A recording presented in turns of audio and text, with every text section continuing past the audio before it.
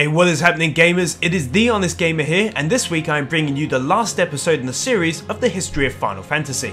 And once again, you have your chance to comment in the comment section below or on Facebook and Twitter to give your say in what series should be covered next. During this last episode, we will be covering Final Fantasies XII to XIV. So, here is the fifth and final episode. Enjoy.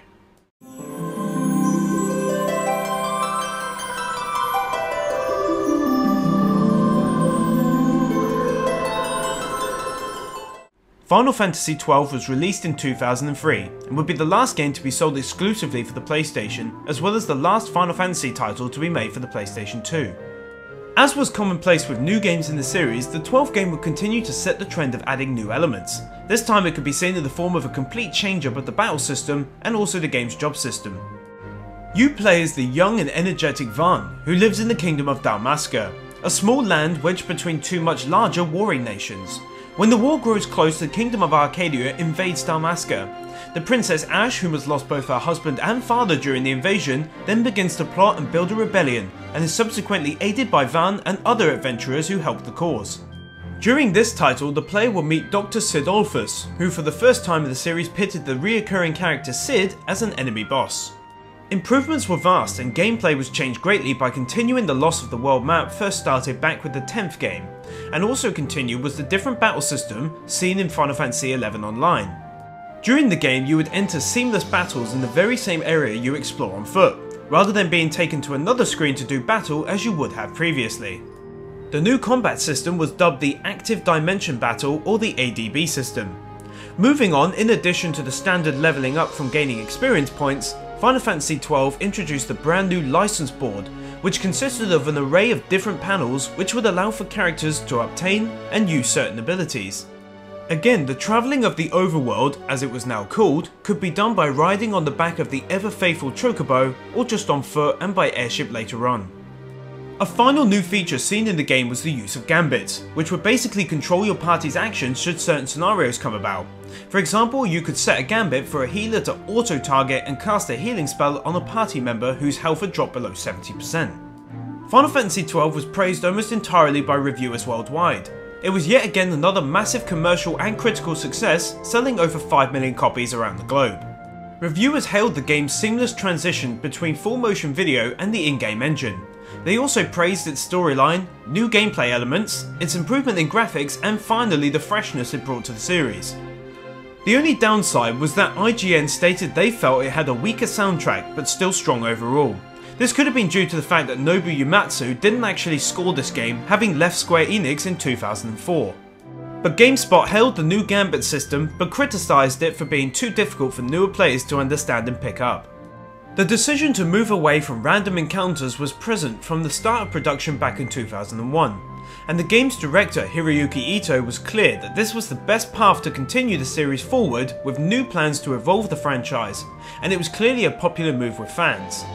Square were now finished with the PlayStation 2 and had taken its series as far as possible on the console, and development was already well underway in 2004 to begin creating the newest installment for the next generation consoles, and not just Sony's.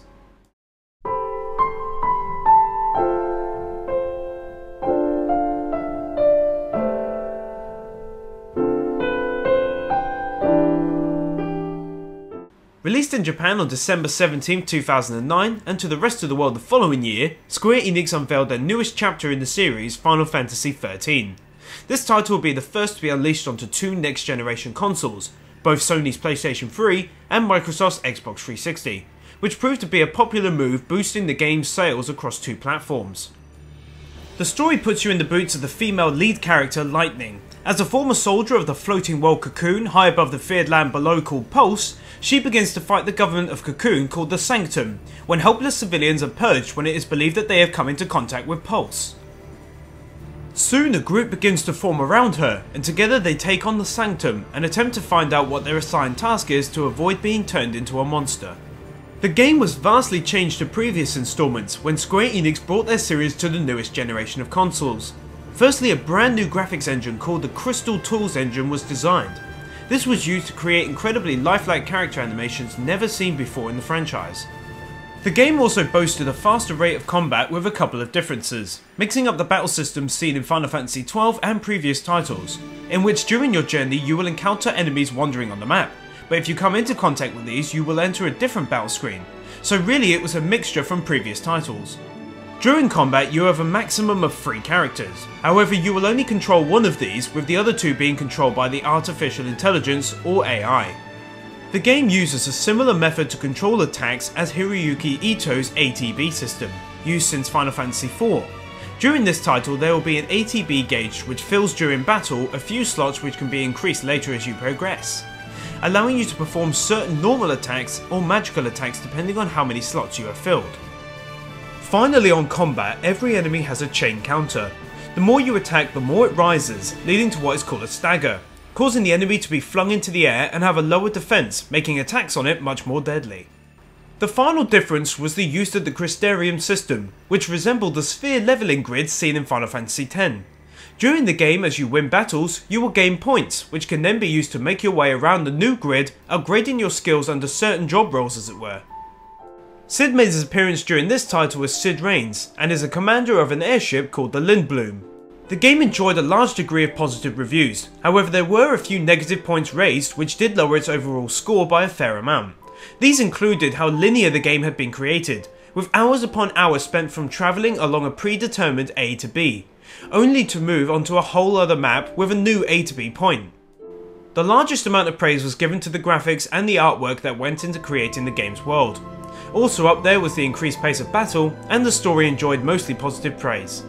The 13th game in the series sold very well around the world, selling in Japan more than 1 million units in the first day, and more than 6.2 million copies worldwide as of May 2010, and is the fastest selling game in the franchise.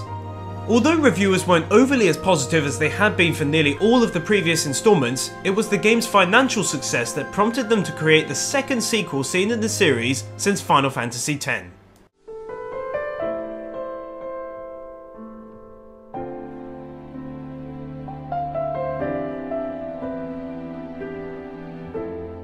Released to Japan on December 15, 2011, and to North America and Europe in January and February 2012 respectively, this game was as stated the sequel to its successful prequel.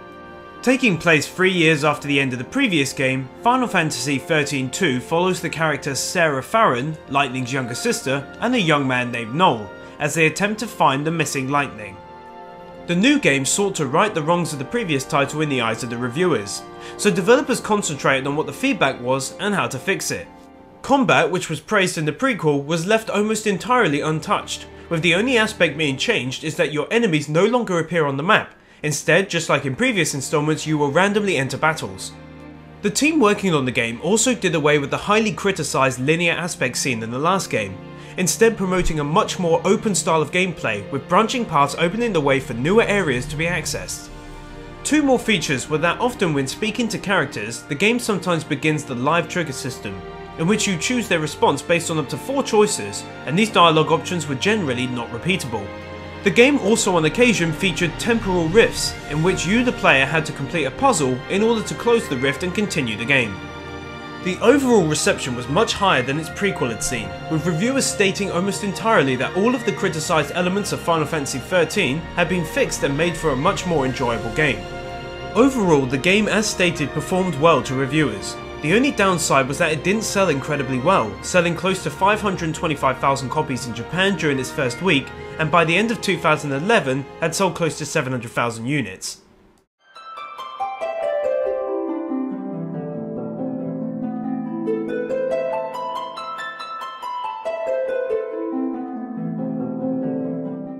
Final Fantasy XIV Online released in September 2010, with the initial plan of creating a port for the PlayStation 3 close behind. However, due to very high amounts of criticism and negative reviews due to reviewers stating the game had been released and pushed out too early, the plans for the port for the PlayStation 3 have been pushed right back to allow Square Enix to instead continue the work on improving nearly all aspects of the game to make the PlayStation 3 version unique and not just a straight port of what is essentially to many a largely unfinished game. The idea is that in late 2012 to early 2013, Final Fantasy XIV 2.0 will incorporate a new graphics engine, new server and data structures, a revamped interface, newly redesigned maps, more gameplay variations and content, and new playable sexes of certain races.